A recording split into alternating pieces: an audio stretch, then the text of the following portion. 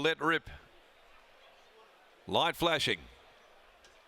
Favourite drawn the inside, Ace Queen suited. They're off. Parnham gave her a dig. She commenced quite well. Deep out, He's a Machino jumped very quickly, and Sovereign Rock's got pace to burn as well, rushing through. Coming across now from the outside soon after the start. Snippet's return, and Parnham's pushing this favourite right through. Ace Queen suited. She'll find the back of Sovereign Rock. In between horses, Wolf Whistle, Zell overdoing it early. 3/4 of a length away, wider out then Kapul Gaster. Right off the track there is Western Splendor coming down the side. She's a Splinter goes up near the rail, followed further back by Untamed Stare, then Paul Party and Bob the Baker a clear last. Towards the turn they hightail, and Sovereign Rock led for home, joined by He's a Machino. Wolf Whistle Zell lets down and quickly collars them at the 200. Wolf Whistle Zell, and now He's a Machino digs in. He's a Machino, Wolf Whistle Zell. Who's the tougher? It's He's a Machino getting away from Wolf Whistle Zell, and he makes a smart debut, and another 2-year-old winner for the Casey stable. He's too good for them. He's a Machino beat Wolf Whistle Zell. Not sure about third. Ace Queen suited. Untamed Stare got right up near the inside from well back. Paul Party was an eye catcher. In behind them, Sovereign Rock, followed by She's a Splinter. Western Splendor, Kapul Gaster was next home. Further back in the field to Bob the Baker, and dropping out towards the tail, Snippet's return. Oh, he had trialled so well. He looked a horse in the trials. It was just the wide gate that probably had a few questioning whether or not he could deliver at his first run. But Pike has booted home a double in the first 4 races on the program. The promise of a few more to come. And this has been a very, very good debut. Wolf Whistle Zell loomed, but was no match for He's a Machino. Tight go between Sovereign Rock and Ace Queen suited, and Sovereign Rock got the nod for third in front of the favourite, who tracked up in behind the pacemaker Sovereign Rock. It's 6-9, 4-10, 59-65, 1 length, 2 3/4 the margins, and they've run home in 35.07.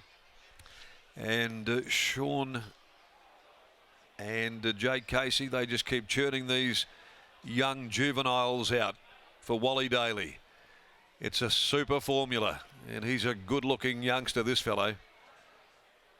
Still raw, but he's got a tremendous physique, and he's delivered a great victory from a wide gate first up today by Machino from There's None So Sassy. He's a half to the winner from the stable in Ain't No Other Man, owned by Wally Daly.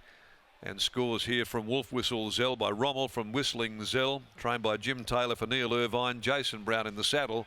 And number 4, Sovereign Rock, got the nod for third by Awesome Rock from Castle Queen. Joey has a party for trainer Ryan Hill. 6-9, 4-10 they are. And behind them a couple of runs to follow. Untamed Stare was one that didn't get a lot of room, but certainly hit the line okay. It might be one to keep on following through. And another one also, Paul Party, you can throw it in, who did make up good ground over the concluding stages. The 5th event today, the Ridgeport 2026 Magic Million Yearlings Epona Classic. The fillies and mares are going to run in the next at 2:28. We'll go down to the yard here. Lockie, they just keep turning these 2-year-olds out. Not a week goes by or a fortnight goes by in our juvenile ranks when they aren't so strongly represented. And they've done it here again this afternoon. And this horse, he just looks a horse.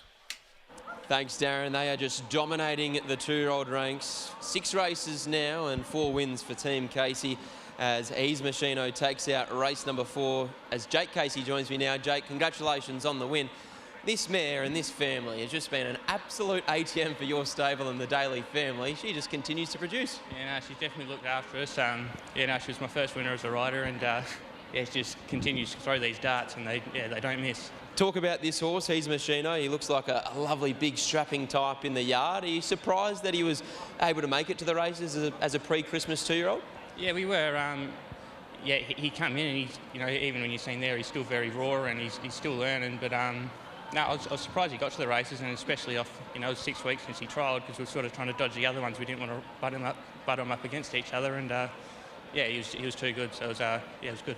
What did you make of the way that it played out from that outside alley? That always looked like the query for him, but straight forward and outside the leader, he looked like he did it fairly easily. Yeah, no, he did. He ambled across, and he had to do a little bit of work, but you know, he got across nicely, and yeah, he sort of looked like the one to his outside was going to have the measure of him, but once he really knuckled to the task, he let down really well, so it was good to see. Where to next for a horse like him? Does he have another run in him before going out for a break and potentially waiting for some nicer races in the autumn? Well, talking before, we thought he'd go well today, and we were talking to tipping him out and you know, bring him back, hopefully have him right for a Karrakatta if he's going to measure up, so yeah, hopefully that's the plan. Can Memory Parade run a big race at a big price back to a mile today?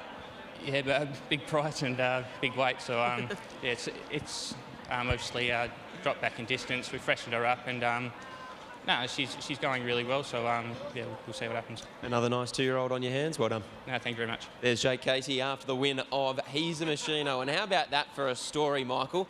Jake's first winner was this mare in There's No One Sassy, and ever since then she has just produced as a broodmare and just continues to come back season after season with Saturday winners. Fantastic story, special horse to the Casey family, no doubt about that, and she looks to have dropped a pretty special horse here as well. Unbeaten at the trials, now unbeaten, well, winner on debut. And he is a big lump of an animal, isn't he? He doesn't really strike you as a jump and run 2-year-old type. He was surprisingly professional how he was able to do pretty much everything right in the run.